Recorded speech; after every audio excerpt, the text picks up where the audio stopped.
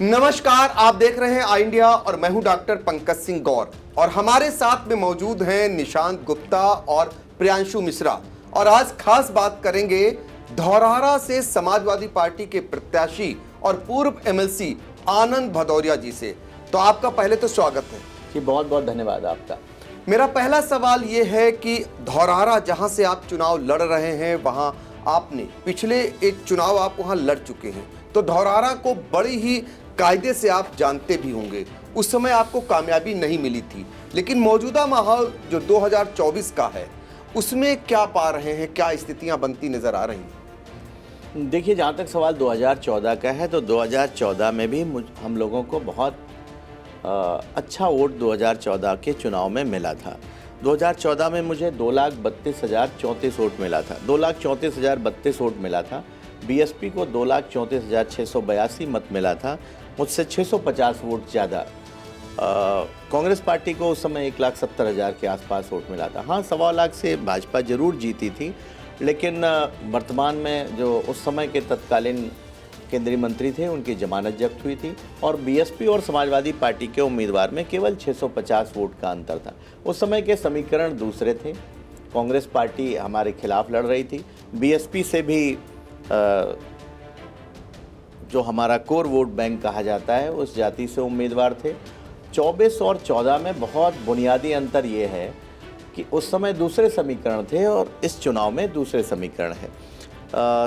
24 के चुनाव में कांग्रेस पार्टी उस समय 14 में खिलाफ लड़ रही थी, आज हमारा गठबंधन कांग्रेस पार्टी के साथ है और बीएसपी से भी मुस्लिम उम्मीदवार नहीं है। तो 14 में दूसरे समीकरण थे, 24 में दूसरे समीकरण हैं। वो साल दूसरा था, ये साल दूसरा है।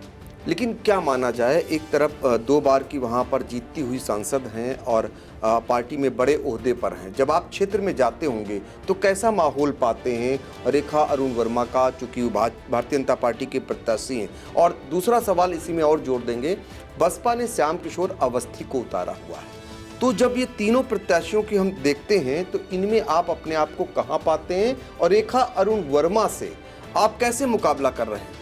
नहीं, जहाँ तक सवाल भारतीय जनता पार्टी के उम्मीदवार का है तो 10 साल बीजेपी के उम्मीदवार को धौरहरा लोकसभा क्षेत्र की जनता ने देखा है, उनके कार्य व्यवहार को देखा है, तो कहीं ना कहीं जनता को निराशा हाथ लगी है। और जहाँ तक बहुजन समाज पार्टी के उम्मीदवार का है तो वो भी भारतीय जनता पार्टी से ही चंद दिनों पहले आए हैं, तो जनता ये भी कह रही है कि पता नहीं बीजेपी ने कहीं जानबूझ करके तो नहीं बीएसपी से सेटिंग करके अपना उम्मीदवार लड़ाने का काम किया है। और तमाम लोग ये भी कयास लगाते हैं कि परिणाम के बाद फिर घर वापसी हो जा रही। तो जहाँ तक सवाल उम्मीदवारों का है, चूँकि धौरहरा लोकसभा का चुनाव जनता लड़ रही है, इसलिए मुकाबले में कोई नहीं है। 4 तारीख का परिणाम आपको बताएगा कि जनता जीतती है या कोई और दल के उम्मीदवार मुकाबले में कौन रह पाता है। मुझे लगता है कि शायद किसी की जमानत बच जाए अन्य दल के उम्मीदवारों की, तो ये बड़ी बात होगी। रेखा अरुण वर्मा की ओर से तमाम दावे किए जाते हैं कि चूंकि उनकी सरकार है केंद्र और प्रदेश में, पिछली बार वो भारी मतों से जीती थी, आप कह रहे हैं जमानत शायद बच जाए, तो क्या ऐसा माहौल आपको क्षेत्र में नज़र आ रहा है इस बार? हाँ, ज़रूर। मैं पिछले 1 वर्ष से ग्राउंड जीरो पर जा कर के काम कर रहा हूँ और हर एक ग्राम सभा में हमने जा कर के वहाँ की जनता से मिलने का काम किया है। हर एक बूथ पर हम लोगों ने पहुँच करके वहाँ की जनता से जुड़ने का काम किया है। तो कहीं ना कहीं जनता निराश है भारतीय जनता पार्टी से और इसलिए जनता धौरहरा में परिवर्तन चाह रही।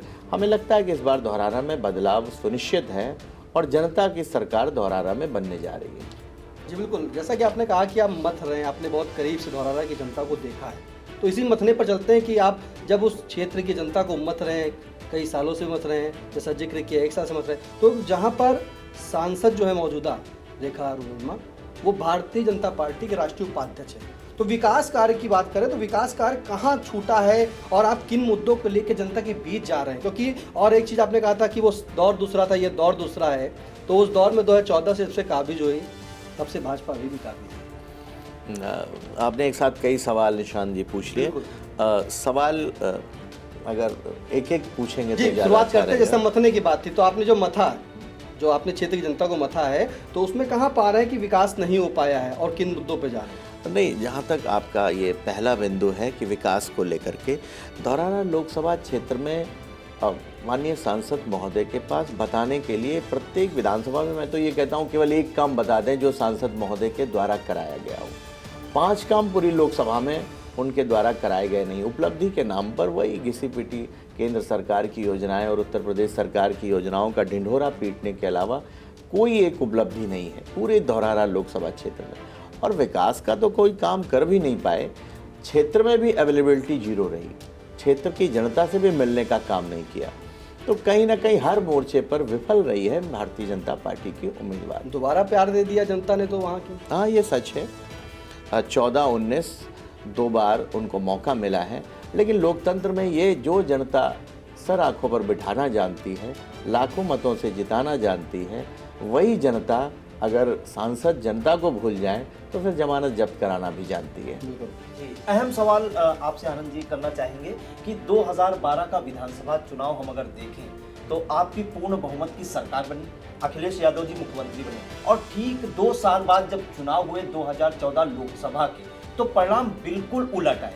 तो 2 साल में ऐसा क्या आपकी पार्टी से गलतियां हुई या कहां पे चूक हुई, क्या मानते हैं? नहीं, कभी कभी जहाँ तक 2014 के लोकसभा चुनाव की आप बात कर रहे हैं, उस समय कई एंटी इनकम्बेंसी सरकार के खिलाफ थी। सबसे बड़ी जो गन्ना किसानों का भुगतान नहीं हुआ था, वो एक बड़ी समस्या थी। कुछ और दिक्कतें थी क्योंकि सरकार में कहीं ना कहीं ज़्यादा ओवर कॉन्फिडेंस में हमारे कार्यकर्ता, हमारे नेता और हम खुद उम्मीदवार थे, हम लोग खुद भी ज़्यादा ओवर कॉन्फिडेंस में थे और इसलिए शायद उसमें पराजय मिली थी। और उत्तर प्रदेश से ज़्यादा दिल्ली की सरकार का चुनाव था और उस समय दिल्ली में जो यूपीए की सरकार थी उसके खिलाफ भारतीय जनता पार्टी एनडीए माहौल बनाने में कामयाब हो गया था। और सोशल मीडिया का भी वो उभार का दौर था, उसी समय शुरुआत हुई थी सोशल मीडिया की।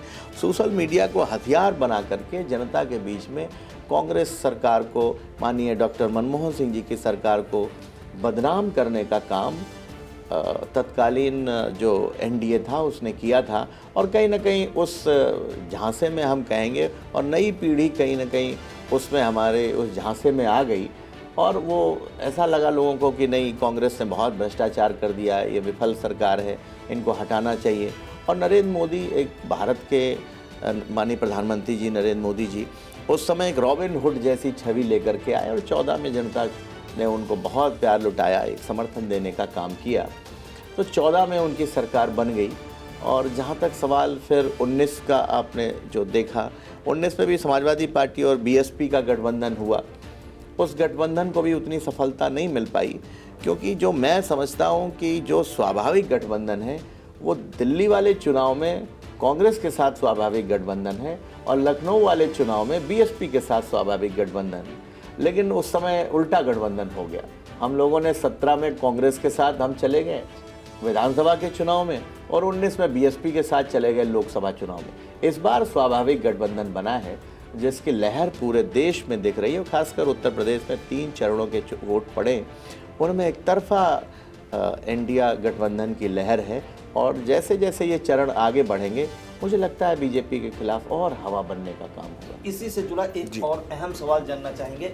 आपने कहा कि हम लोग ओवर कॉन्फिडेंस में हो गए थे 2014 के चुनाव में, उसके बाद आपको एक और मौका मिला 2022 के विधानसभा चुनाव में।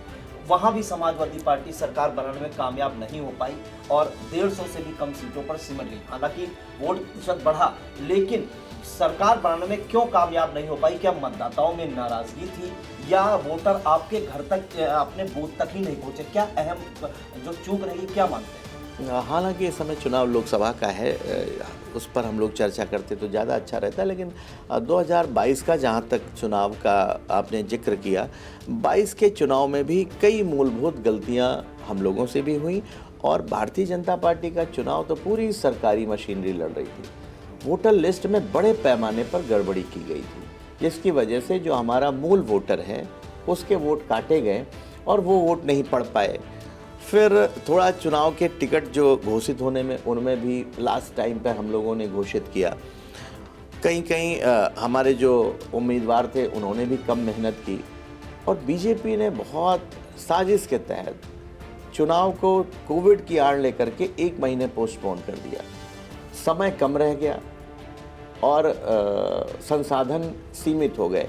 अगर आप जाएंगे पर्दे के पीछे और बड़ा खेल होता है, जितने जहाज़ थे, जितने हेलीकॉप्टर थे, सारे के सारे बीजेपी ने बुक कर लिए थे और बड़ी मुश्किल से समाजवादी पार्टी को एक जहाज़ और एक हेलीकॉप्टर मिल पाया था, जिसकी वजह से पूरे क्षेत्र में न पहुंच पाए। कहीं ना कहीं हमारे जो राष्ट्रीय अध्यक्ष माननीय अखिलेश यादव जी थी, केवल जिला मुख्यालयों पर ही एक एक सभा कर पाए, तो हर विधानसभा वार भी नहीं सभा हो पाई। तो बीजेपी कई मोर्चे पर लड़ाई लड़ती है। फिर उसके बाद अथाह धन दौलत लेकर के ऐसा लग रहा था यूपी में तो सरकार जनता बनाना चाहती थी और जनता ने सरकार बना भी दी थी, लेकिन हम लोगों से भी गलतियां हुई कुछ, और बाकी ऐसा लग रहा था कि थाली परसी हुई सामने थी और दिल्ली की सरकार आई और छीन करके लेकर के चली गई। वो संसाधन ज़्यादा थे, उसके मुकाबले कहीं ना कहीं हम लोग पीछे छूट गए। अब आप कहोगे कि संसाधन की कमी, तो अब तो और संसाधन उनके पास हो गए, फिर आप 24 की लड़ाई कैसे जीतोगे। हाँ, लेकिन जब जनता मन बनाती है और जनता का जन सैलाब आता है तो कोई संसाधन काम नहीं करता, तो फिर उसमें बड़े बड़े जब जनता का आंधी तूफान आता है तो आप कितनी भी तैयारी बीजेपी करके रखेगी। इस बार चूंकि जनता लड़ाई लड़ रही है, इसलिए बीजेपी की जमानत जब्त होना तय लग रहा है। धौरहरा में इस बार ये देखा जा रहा है आनंद भदौरिया जी कि आपकी तैयारी लंबे समय से थी। पहला ऐसा चुनाव देखने को मिल रहा है जिसमें नीले झंडे और आम आदमी पार्टी के झंडे और कम्युनिस्ट पार्टी के झंडे, महान दल के झंडे, कांग्रेस के झंडे और समाजवादी पार्टी के झंडे, इतने सारे झंडे एक साथ चल रहे हैं। और आप भी कि आनंद आपके द्वार, आप लगातार गए हैं लोगों के बीच में, तो जो तैयारी आपने की, जो आप खुद मान रहे हैं बड़े साफगोई तरीके से कि पिछले चुनाव में चूक हुई है, तो इस चुनाव में वो चूक की भरपाई आप कर पाए, और जो आपने ये सब कुछ माहौल बनाया उसका माहौल कितना नजर आ रहा? आपने बहुत अच्छा सवाल उठाया है। पहले तो इंडिया गठबंधन में जो कई सारे हमारे दलों ने मिल करके इंडिया गठबंधन बनाया है, उसमें आम आदमी पार्टी भी है, उसमें कम्युनिस्ट पार्टी भी है, कांग्रेस समाजवादी पार्टी है ही, उसमें जो नीले झंडे की आप बात कर रहे हो वो दरअसल बाबा साहब का झंडा है, जय भीम का झंडा है। जय भीम का झंडा हम लोग इसलिए लेकर के चले क्योंकि कहीं ना कहीं बाबा साहब के संविधान को बीजेपी ख़त्म करना चाहती है। ये बात मैं नहीं कह रहा हूँ, ये बात भारतीय जनता पार्टी के बड़े बड़े नेताओं ने कई मंचों से इस बात को कहा है कि हम 400 सीटें चाहते हैं, और 400 सीटें इसलिए चाहते हैं क्योंकि हमें भारत का संविधान बदलना है। तो बाबा साहब के संविधान को बचाने के लिए समाजवादी पार्टी इंडिया गठबंधन लड़ाई लड़ने का काम कर रहा है। तो हम जनता के बीच में गए तो बाबा साहब की तस्वीर और जय भीम का झंडा लेकर के गए, बाबा साहब के सम्मान को बढ़ाने के लिए और जनता को जगाने के लिए गए कि बाबा साहब के संविधान की रक्षा कोई कर सकता है तो समाजवादी पार्टी और इंडिया गठबंधन कर सकता है। जहाँ तक आपने तैयारी की बात की, तो हम लोगों ने इस बार पूरा प्लानिंग के तहत तैयारी की और बीजेपी से बहुत कुछ सीखने को भी मिला, क्योंकि आजकल चुनाव पुराना वाला चुनाव नहीं रहा। अब जितना सामने से दिखता है उससे ज़्यादा चुनाव पर्दे के पीछे से लड़ा जाता है, और बड़ी बड़ी कंपनियां, बड़ी बड़ी मल्टी नेशनल कंपनियां आ गई हैं जो चुनाव लड़ाने का काम कर रही हैं। तो कहीं ना कहीं बीजेपी से बहुत कुछ हम लोगों को सीखने का मिला। कई हमारे साथी जो इन कंपनियों में काम करते हैं, उनसे मिलकर के भी जो नई तरीके की लड़ाई ये लड़ी जा रही है उसके कुछ नए गुर भी हम लोगों ने सीखने का काम किया। और बीजेपी को हर एक मोर्चे पर इस बार उनकी तैयारी की से बेहतर हम क्या तैयारी कर सकते हैं वो करने का हम लोगों ने काम किया है। अभी चुनाव इसलिए हम लोग हार जाते हैं क्योंकि कहीं ना कहीं अभी हम वही पुराने वाला चुनाव लड़ रहे हैं कि साहब पोस्टर लगा दिया, बैनर छपवा दिए, स्टिकर लगा दिया, गाड़ी लगा दी, प्रचार कर दिया, गांव में पर्चा बांटा है, और एक जो लोकतंत्र का महोत्सव है वो चुनाव हम लोग महोत्सव को मनाते हुए लड़ लिए, परिणाम आया तो फिर हमें उसमें डिफीट मिली। कहीं ना कहीं पर्दे के पीछे बड़ी लड़ाई होती है, उस लड़ाई को कभी मौका मिलेगा तो हम लोग परिणाम के बाद ज़रूर उसके लिए बैठेंगे, अलग से बात करेंगे। तो कहीं ना कहीं इस बार बीजेपी के जैसे बीजेपी लड़ती है अपने यहाँ कहते हैं ना कि आपके पास बीजेपी के पास मर्सिडीज है, तो जो उतना संसाधन हम लोगों के पास तो नहीं है, तो जुगाड़ की गाड़ी हम लोग भी लेकर के चले हैं। लेकिन कभी कभी मर्सिडीज फेल हो जाती है, लेकिन जुगाड़ की गाड़ी आगे निकल जाती है। हालांकि ये 4 तारीख तय करेगी कि कितना जुगाड़ का इंजन सफल रहा है या डबल इंजन फेल रहा है। एक सवाल और आपसे करूंगा कि एक सवाल अहम ये हो जाता है, आपने देखा होगा कि जब जब प्रदेश में समाजवादी पार्टी की सरकार रही और ज़्यादा विधायक आपके रहे, लेकिन लोकसभा का चुनाव नहीं जीत पाए, वो कहीं न कहीं अंतरकला भी रहती थी। क्या ये अंतरकला आपको भारतीय जनता पार्टी में दिखाई दे रही है? चूंकि ये बाहर एक हवा आ रही है कि जो सांसद हैं उनके साथ विधायकों के अच्छे रिश्ते नहीं हैं। कई बार आपने देखा होगा उन्हें मनाने का दौर भी चलता है। तो ज़रा आप खुल के बताइए कि आपके 5 जो विधानसभाएं हैं, 5 में भारतीय जनता पार्टी के विधायक हैं, वहाँ क्या अंतरकला का आपको लाभ मिलता हुआ दिखाई दे रहा है? नहीं, वो आपके सवाल से मुझे एक बात याद आई। ये जो अंतरकला या सांसद विधायक के बीच की जो दूरियां होती हैं, नज़दीकियां होती हैं, उस पर मुझे एक बार मैं नाम नहीं जिक्र करूंगा, एक मुझे सांसद महोदय मिले थे। उन्होंने कहा कि विधायक कहते हैं कि ये हमारी विधानसभा, दूसरे विधायक कहते हैं ये मेरी विधानसभा, तीसरे कहते हैं ये मेरी विधानसभा, चौथे 5वें कहते हैं ये मेरी विधानसभा। तो सांसद कहते हैं मैं ढूंढता हूँ कि मेरी लोकसभा कहाँ है। तो वो कहीं ना कहीं एक आपस में वो रहता है, हर दल में रहता है। कोई बीजेपी में या समाजवादी में कोई नई बात नहीं है, हर जगह रहती हैं, कुछ दूरियां रहती हैं, कुछ नज़दीकियां रहती हैं।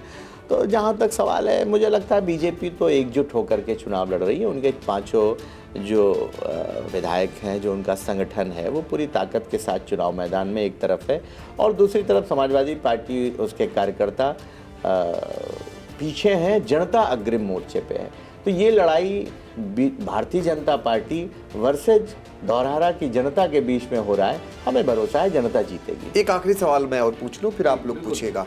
एक आखिरी सवाल ये है कि भारतीय जनता पार्टी ये कहती है कि वो तमाम लोगों को तमाम योजनाओं से लाभान्वित कर रही है, और आप लोग कह रहे हैं कि इस बार हवा बन रही है हमारे पक्ष में।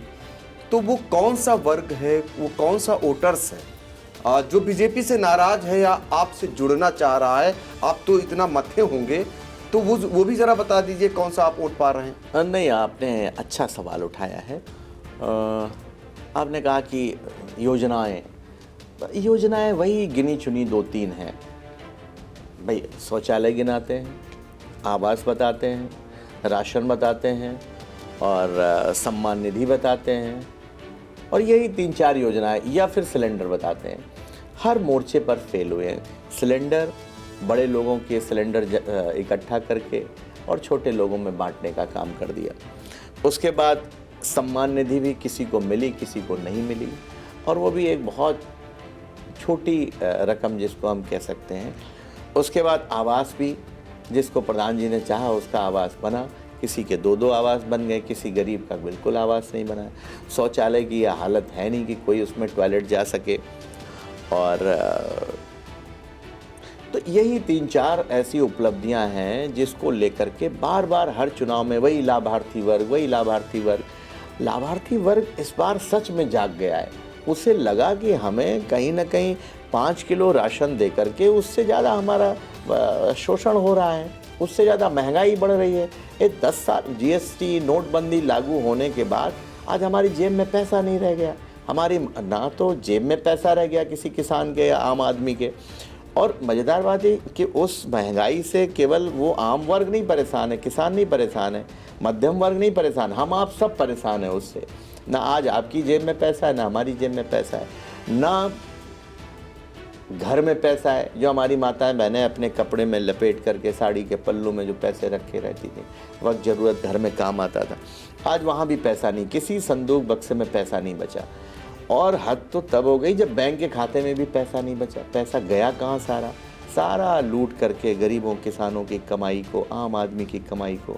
16 लाख करोड़ तो उद्योगपतियों का कर्जा 10 साल में माफ़ कर दिया। ये कह रहे थे कि काला धन लाएंगे, काला धन तो नहीं ला पाए।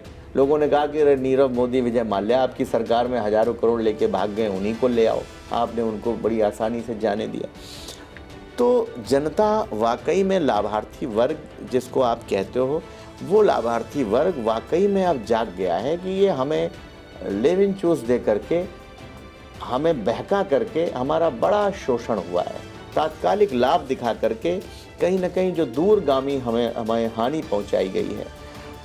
आप देखिए, और सबसे बड़ी बात कि विज्ञापन में ज़्यादा खूबसूरत नज़र आता है अपना हिंदुस्तान, अपना उत्तर प्रदेश या अपना ज़िला। आप देखिए, हजारों करोड़ के एमयू हुए थे और धरातल पर क्या उतरा। ऐसा लग रहा था कि सीतापुर में, शायद मुझे लगता है कि उत्तर प्रदेश में जो टॉप 5 जनपद इन्वेस्टमेंट के थे उसमें सीतापुर भी था, लेकिन धरातल पे तो कुछ नहीं बदला। जो नैमिषारण में जो समाजवादी सरकार में माननीय अखिलेश यादव जी ने काम किया था, उसके आगे कोई काम नहीं बढ़ पाया। और नैमिषारण का विकास, तीर्थ विकास परिषद बना देने से कोई लाभ हमें तो आज तक तो नज़र आया नहीं, ज़मीन पे तो कुछ उतरा नहीं।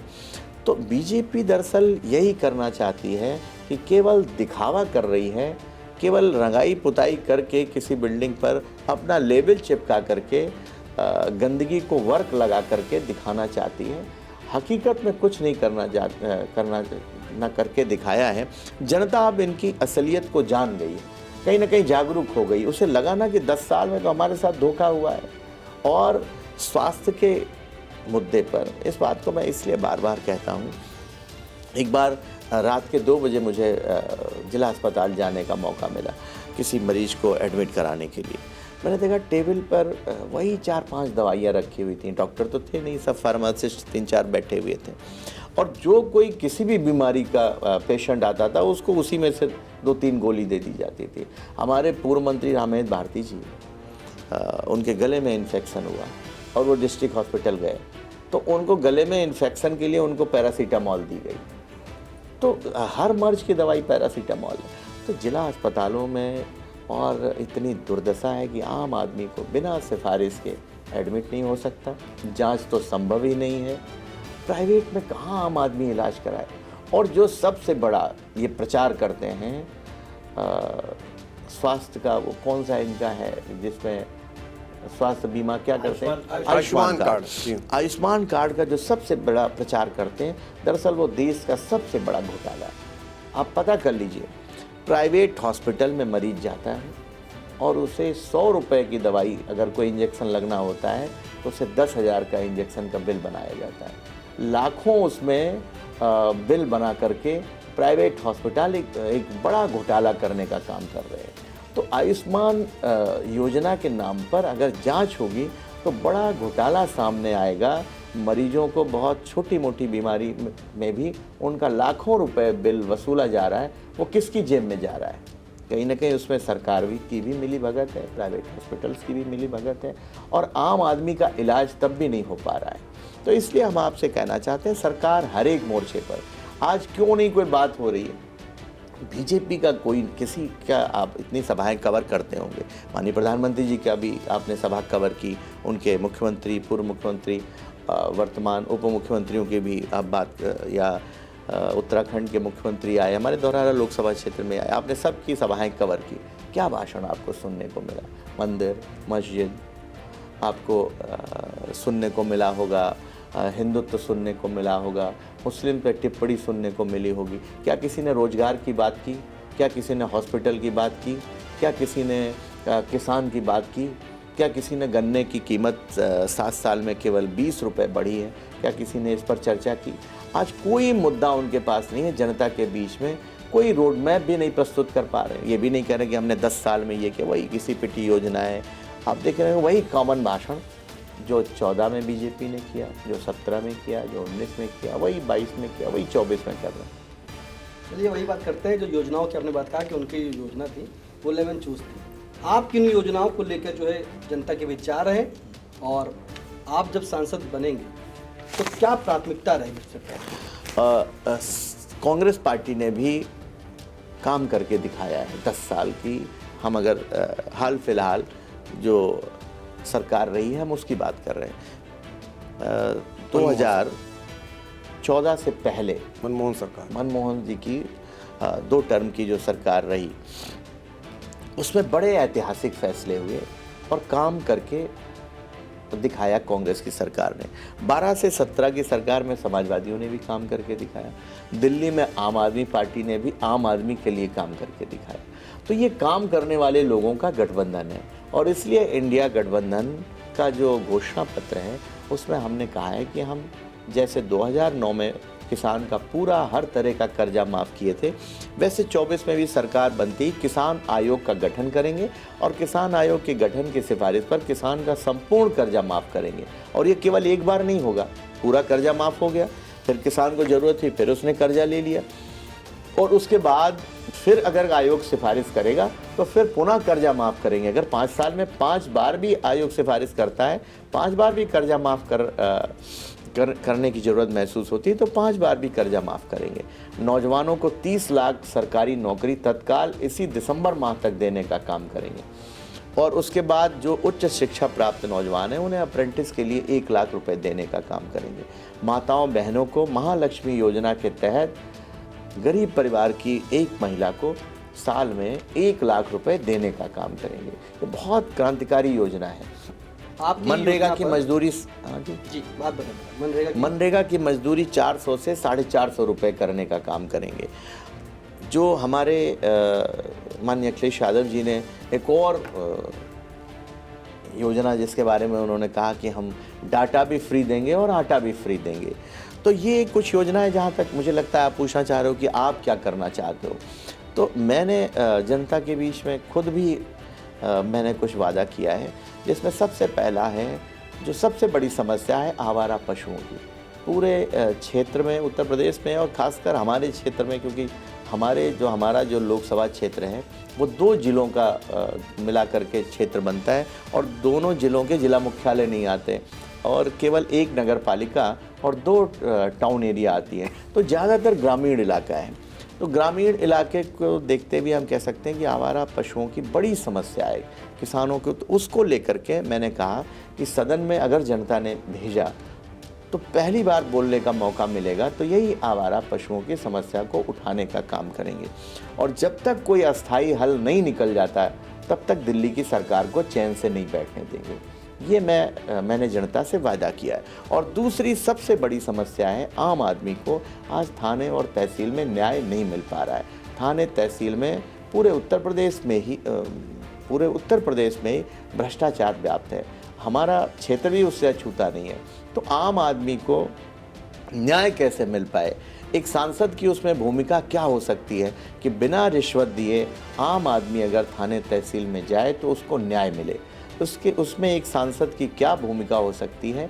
हम इसको सदन में दिल्ली के बड़ी पंचायत में भी उठाने का काम करेंगे और दिल्ली से लौट करके आएंगे तो अभी तो अधिकारियों से अनुरोध करते हैं, मुझे लगता है अगर जनता सांसद बना देगी तो निर्देश करने का काम करेंगे कि थाने तहसील में जो व्याप्त भ्रष्टाचार है उसको समाप्त करें और आम आदमी को न्याय देने का काम करें। अगर तब भी नहीं सुधार होता है तो फिर सड़क पर भी उतरने का एक रास्ता है लोकतंत्र में, जो जनता ने दिया है, हमारे संविधान ने दिया है। तो फिर सदन से लेकर के सड़क तक जो थाने तहसील में व्याप्त भ्रष्टाचार है उसके खिलाफ जन आंदोलन खड़ा करेंगे और आम लोगों को न्याय दिलाने का काम करेंगे। ये 2 वायदे हमने जनता के बीच में किए हैं। अगर दिल्ली की सरकार बन जाती तो सरकार के हाथ बहुत लंबे होते हैं, कहते हैं चांद सितारे भी तोड़ सकते हैं, कहावत है। तो कोई भी काम असंभव नहीं है, विकास के सारे काम कर सकते हैं। और कहीं ना कहीं हमारा सीतापुर लखीमपुर जनपद बहुत पिछड़ा हुआ भी जनपद है, कई हिस्टोरिकल काम यहाँ होने चाहिए जो नहीं हो पाए हैं। ये ऐतिहासिक धरती है हमारी नैमिष और गोला की ऐतिहासिक धरती है, लेकिन इस ऐतिहासिक महत्व की धरती पर पुराने ज़माने में आई हॉस्पिटल पूरे दुनिया में विख्यात था, लेकिन वैसा हिस्टोरिकल काम पिछले 20-25 सालों में कोई सरकारें नहीं कर पाई। दोनों जिलों में, उसमें हमारी सरकार भी शामिल है, हम भी अपनी कमी को स्वीकार करते हैं, कोई ऐसा काम हम लोग नहीं कर पाए। हमारी बड़ी इच्छा थी कि हमारी सरकार रहते हमारे दोनों जिलों को किसी को मेडिकल कॉलेज मिल जाए, कहीं बड़ा यूनिवर्सिटी मिल जाए, लेकिन हम लोग ना मेडिकल कॉलेज करा पाए ना यूनिवर्सिटी करा पाए। दोनों जनपदों का क्षेत्रफल की दृष्टि से भी बड़े हैं, जनसंख्या की दृष्टि से भी बड़े हैं, राजधानी के नज़दीक हैं। जो विकास होना चाहिए वो हमारे दोनों जनपदों में नहीं हो पाया। हालांकि कटान बड़ी समस्या है, नदी की विभीषिका है, उसके बावजूद भी उस कटान की वजह से हज़ारों घर हर साल कटते हैं, नए बसते हैं, उनकी भी एक अलग तरीके की दुनिया है, वो भी एक अलग तरीके की समस्या है। अभी लगता है कि वो देश में आज़ादी के बाद जो एक हिस्सा है वो कहीं अभी आज़ाद हुआ ही नहीं, अभी भी वही लगता है 1947 के पुराने वाला दौर है। हर साल वो अपनी ज़िंदगी नई सिरे से शुरू करते हैं। कई समस्याएं हमारे क्षेत्र में, तो कहीं ना कहीं काम करने की तो बहुत पॉसिबिलिटी है, लोगों ने काम किया है, प्रयास किया है, लेकिन उससे भी ज़्यादा काम हो सकता है मुझे लगता है। और हम लोग काम करने वाले लोग हैं, और कभी कभी लगता है शायद ईश्वर सबसे काम नहीं लेता, कुछ काम कुछ लोगों के लिए तय करता है, हो सकता है कुछ काम ईश्वर हमसे लेना चाहता हो। तो अगर दिल्ली में सरकार बनी तब तो एक बड़ी संभावना है कि हमारा सौभाग्य है कि दोनों जनपद का हम लोग प्रतिनिधित्व करते हैं, तो दोनों जनपदों में काम करने का सौभाग्य प्राप्त होगा दिल्ली की सरकार से। और अगर दिल्ली में सरकार किन्हीं परिस्थितियों में नहीं बनती और जनता केवल सांसद बना करके रखती है, तो फिर एक सांसद की जो एक सीमित दायरा है विकास के मामले में भी, जो निधि है वो निधि के मामले में, जैसे हम लोग जो विधान परिषद में रहे, इलाज के लिए माननीय अखिलेश यादव जी ने तय किया था कि 25 लाख रुपए हम निधि से इलाज के लिए दे सकते हैं। आप अगर रिकॉर्ड निकालेंगे तो इस जनपद में अब तक के जितने भी जनप्रतिनिधि हुए आज़ादी के बाद अब तक के, इलाज में जितना पैसा मैंने दिया है कोई नहीं देखा। जो आ गया दरवाजे पर एस्टीमेट लेकर के, उसका मैंने बिना देखे जाति धर्म मजहब देखे सबका इलाज के लिए मैंने निधि से उसको मैंने इलाज कराने का काम किया। मुझे लगता है ये रकम करीब 80 लाख रुपए के आसपास होगी 6 साल के अंदर। जहाँ तक सवाल, अगर जनता ने सांसद बनाया तो जो निधि होगी वो जनता ही तय करेगी कि कहाँ विकास में किन किन कार्यों में किन किन मदों में खर्च करना है। बाकी सदन में भी जनता के मुद्दे उठाने का काम करेंगे जिसके लिए जनता भेजेगी, और दिल्ली सरकार से लड़ करके विकास के काम लाएंगे। और यहाँ क्षेत्र में भी जनता को कैसे सुविधा मिले, योजनाओं का लाभ मिल सके, उनके लिए हर तरीके से जनता के बीच में भी रहेंगे और उनके काम भी कराने के लिए लड़ते रहेंगे। जिस लिए एक सांसद का लोकतंत्र में चुनाव होता है, अपने सांसद की भूमिका का पूरा निर्वहन करेंगे। अभी आपने एक चीज़ और कही थी, सुख और संसाधन की बात कही थी, जैसे मर्सिडीज से तुलना कर दी, वही चीज़ मैं कहूँगा। और आपने कहा था कि अभी उत्तराखंड के सीएम भी आए थे, प्रधानमंत्री जी भी आए थे। तो भारतीय जनता पार्टी जो है वो शुरू से चुनावी बोर्ड में रहती है, और समाजवादी पार्टी में भी आपके लिए जो है सपा के राष्ट्रीय अध्यक्ष अखिलेश यादव जी, और कौन कौन, क्या नेता कम है या प्रचार नहीं हो पा रहा है या जमीन पर उतर नहीं पा रहे हैं, कहाँ कमी रहती है, विशेष कहाँ सहमत हैं आप? नहीं, उनके लिए सभी लोग आ रहे हैं, प्रधानमंत्री तक रैली कर रहे हैं। नहीं, इसका एक दूसरा पहलू भी है जी, कि आखिर क्या कारण है कि धौरहरा लोकसभा क्षेत्र में आधा दर्जन मंत्रियों को आना पड़ा, पीडब्ल्यूडी मंत्री को आना पड़ा, दोनों डिप्टी सीएम को 4-4 सभाएं करनी पड़ी, 2-2 मुख्यमंत्रियों को सभाएं करनी पड़ी, और माननीय प्रधानमंत्री जी को भी सभा करनी पड़ी। आखिर क्या कारण है कि इतने लोगों को धौरहरा लोकसभा क्षेत्र में आना पड़ा? तो ये मुझे लगता है कि बीजेपी डरी हुई है, लेकिन उसके बाद भी जनता इन लोगों को इन सब के आने के बावजूद भी जनता चुनाव में जीतेगी। और कहीं ना कहीं बीजेपी के बड़े बड़े हाई प्रोफाइल नेताओं ने जो हेलीकॉप्टर का धुआं उड़ाया है वो व्यर्थ जाने का काम तो होगा। उनके पास तो साधन हो गए। आपने कहा कि आपके साधन रोक दिए गए थे, तो साधन इसलिए तो दौरा तो नहीं कर रहे हैं। नहीं, कौन साधन रोक दिए गए? संसाधन आपने कहा कि उनके पास भारतीय जनता पार्टी के पास संसाधन है, मर्सिडीज से तुलना कर दी, आपके वहाँ जो है मैंने पहले ये कम कहा, दिए गए थे। नहीं, हाँ, वो जो आपने 22 की बात बताई, नहीं, मेरा ये कहने का मतलब वो तो 10 साल सरकार में रहे, और 10 साल सरकार में रह करके क्या किया है? पार्टी फंड कितना हो गया बीजेपी का, और इलेक्टोरल बॉन्ड का जो खुलासा हुआ उसमें आपने देखा कि बड़े बड़े उद्योगपतियों से हजारों करोड़ रुपए ले लिए आपने। जब इलेक्टोरल बॉन्ड का जिक्र हुआ, आपने संसाधन की बात की, बताइए कोरोना वैक्सीन बनाने वाले से जिसको मंजूरी दी उससे 650 करोड़ रुपए ले लिया, और अब लंदन की अदालत में उन्होंने स्वीकार किया कि जो हार्ट अटैक हो रहे हैं उसमें कहीं ना कहीं उस वैक्सीन का भी दोष हो सकता है। तो ये कैसे लोग हैं? ये पार्टी विद ए डिफरेंस की बात करते हैं, कहते हैं दुनिया की सबसे बड़ी पार्टी है। हाँ, दुनिया की सबसे बड़ी पार्टी है, लेकिन दुनिया की सबसे बड़ी भ्रष्ट और बेईमान पार्टी है। आपने दूसरा कहा कि क्या आपने कोई एक सवाल उठाया था? संसाधन पे था, मर्सिडीज पे था, उनके तमाम नेता आ रहे थे। नहीं, और एक कोई आपने बात की थी, जिक्र किया था कोई। शुरू से एक्टिव मोड में रहते हैं। हाँ, आपने कहा था कि 365 दिन, वो कहते हैं कि हम 24-365 दिन चुनाव लड़ते हैं। हाँ, सही है कि वो 24-365 दिन केवल चुनाव ही लड़ने का काम करते हैं और चुनाव कैसे जीता जाए उस पर ही काम करते हैं। इसलिए जनता की भलाई का कोई काम नहीं करते। इसलिए हम कहना चाहते हैं, ये बात अब जनता समझ गई है, इसलिए परिवर्तन करने जा रही है। अच्छा, एक अनुभव आपने किया होगा 2014 में जब आप चुनाव लड़े धौरहरा में, तब आपकी सत्ता थी प्रदेश में। उससे पहले जब जितिन प्रसाद लड़ते हैं 2009 में, तो एक नारा होता है, जितिन नहीं ये आंधी है, दूसरा राहुल गांधी है। बहुत सारे वोट मिलते हैं, रिकॉर्ड बनाते हैं, लेकिन अगली बार वही जनता उनकी जमानत नहीं बचाती है। और आप भी सत्ता में चुनाव लड़े और सत्ता का आपको लगा होगा कि कोई जोर नहीं चलता है। अगर जनता ने मन बना बैठती है तो वो सत्ता के विरुद्ध भी जाती है। तो अब जब सत्ता के इतर लड़ रहे हैं और सामने वाले सत्ता से लड़ रहे हैं, तो आपको क्या लग रहा है? नहीं, ये सच है, इसमें स्वीकार करने में कोई वो नहीं कि सत्ता में चुनाव जब लड़ता है व्यक्ति तो कहीं ना कहीं जनता से दूर हो जाता है और सत्ता ही चुनाव, सरकार चुनाव लड़ाती है, फिर जनता चुनाव नहीं लड़ाती। जहाँ तक आपने सवाल 2009 के चुनाव का जिक्र किया, 2009 के चुनाव में कांग्रेस पार्टी के उम्मीदवार के जीतने में बड़ा रोल समाजवादी पार्टी का था और समाजवादी पार्टी ने उन्हें समर्थन देने का काम किया था।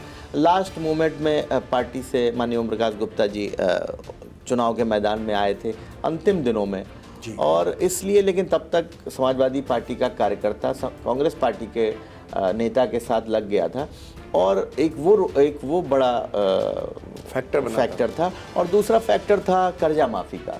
उन दो फैक्टर की वजह से उसमें बड़ी जीत हासिल हुई थी।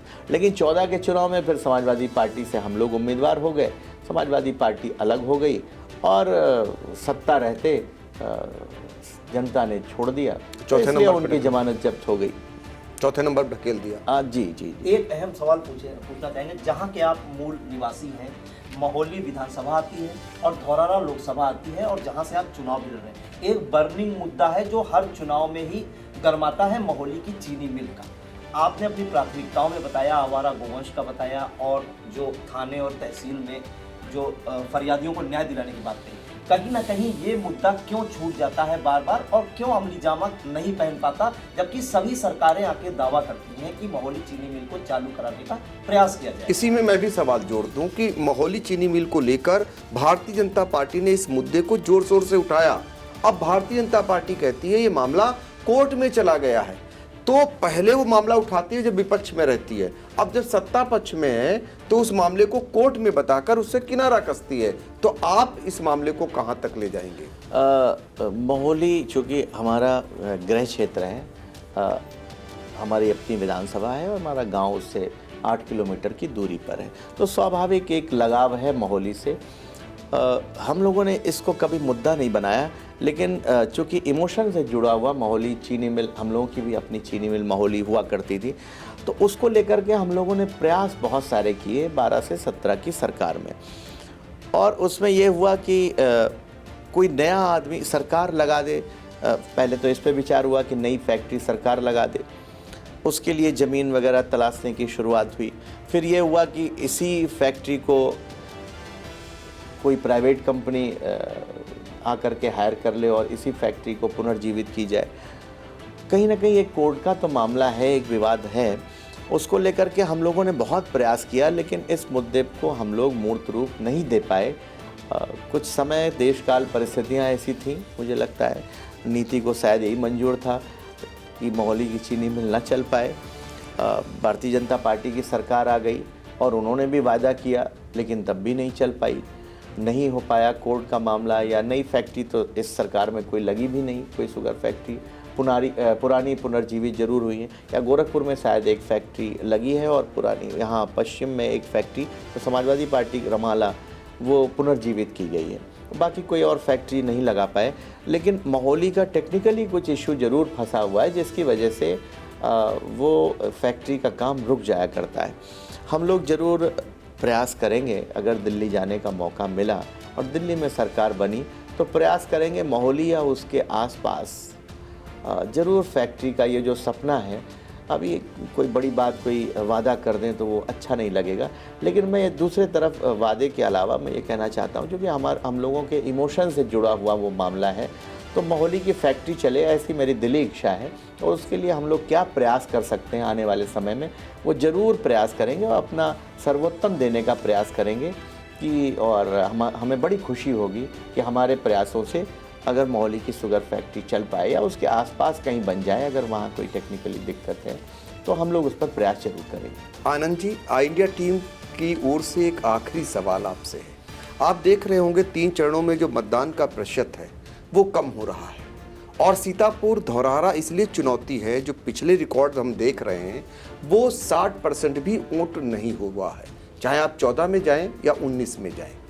तो आप मतदाताओं से क्या कहना चाहेंगे? और दूसरा इसी में सवाल ये है, जो कम मतदान हो रहा है इससे किसको लाभ मिल रहा है, किसका घाटा आपको नजर आ रहा है? नहीं, जो मेरा मानना है कि 2 कारण हैं। एक तो भारतीय जनता पार्टी की सरकार से जनता निराश हुई है, इसलिए कुछ ऐसा वर्ग है जो वोट डालने नहीं जा रहा है। और दूसरा, चुनाव इतना लेट कर दिया भारतीय जनता पार्टी ने, 1 महीने आगे चुनाव बढ़ा दिया। इस समय तपती गर्मी है, उसका भी कहीं ना कहीं असर है। लेकिन इधर मौसम ठंडा हुआ है और इधर उत्साह भी बीजेपी के खिलाफ है, तो मुझे लगता है इधर उत्साह समाजवादी पार्टी के पक्ष में है धौरहरा में, और बीजेपी के खिलाफ माहौल है। और हम लोग लगातार जनता से कह रहे हैं कि रिकॉर्ड मतों से जिताने का काम करना है जनता को, और सामने वाले की जमानत भी जब्त करानी है। इसलिए मुझे भरोसा है कि धौरहरा में बड़े पैमाने पर मतदान होगा। और जहाँ तक जनता से हम अपील करना चाहते हैं कि 10 साल आपने भारतीय जनता पार्टी को देखा है, एक मौका अपने घर के बेटे को भी देने का काम करिए। हम आपसे अपील करेंगे कि ये बदलाव ज़रूरी है, लाजिम है बदलाव। आइए धौरहरा को खूबसूरत बनाने के लिए, अपने क्षेत्र को खूबसूरत बनाने के लिए, विकास करने के लिए और विकास के नए मापदंड स्थापित करने के लिए इस बार बदलाव करें। हम लोग आपको भरोसा देते हैं कि आपकी उम्मीदों पर खरा उतरने का प्रयास करेंगे। तो देखिए, बहुत सारे सवाल धौरहरा से सपा कांग्रेस गठबंधन के प्रत्याशी आनंद भदौरिया से किए गए।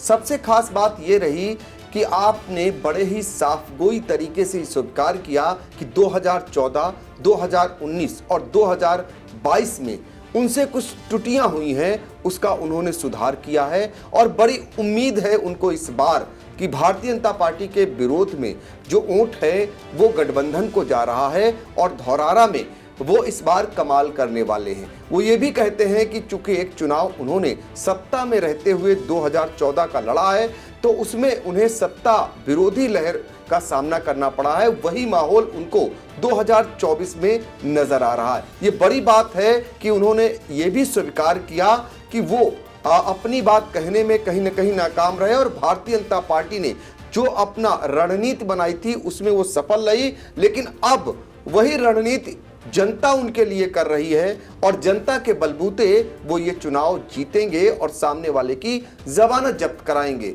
तो इस तरीके से उन्होंने बहुत बड़ा आह्वान भी लोगों से किया कि मतदान प्रतिशत को इस बार रिकॉर्ड मतदान में बदलना है, और मौसम साथ दे रहा है तो सभी लोग निकलकर घरों से जरूर मतदान करें। और हाँ, आई इंडिया की भी अपील है कि 13 मई को आप सब लोग एक रिकॉर्ड बनाएं मतदान के लिए। और हाँ, पूरे दिन भर आपको हर चरणवार आपको बताऊंगा कि कितने प्रतिशत मतदान कहां हुआ है, इसलिए लगातार आप लोग आई इंडिया देखते रहें। तो पुनः एक बार आनंद जी, आपका बहुत बहुत धन्यवाद। जी, बहुत धन्यवाद आपका, और पूरी आई इंडिया की टीम को, निशान जी को, आपको, पंकज जी को बहुत बहुत बधाई, धन्यवाद।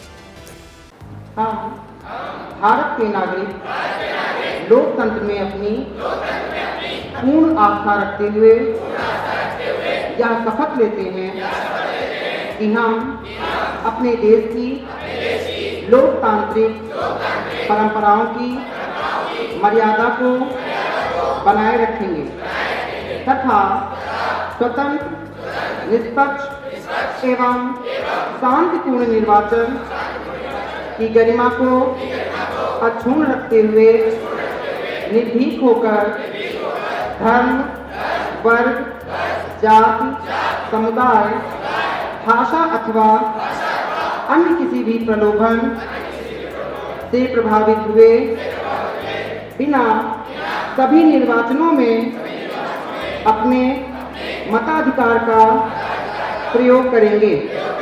100% मतदान कर सीतापुर में रिकॉर्ड बनाएंगे।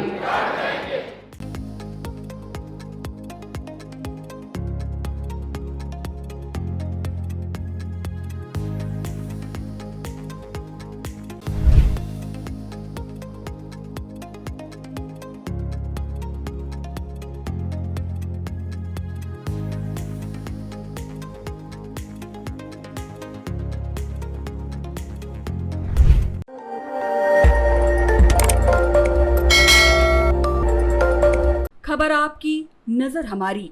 देखते रहिए आई इंडिया।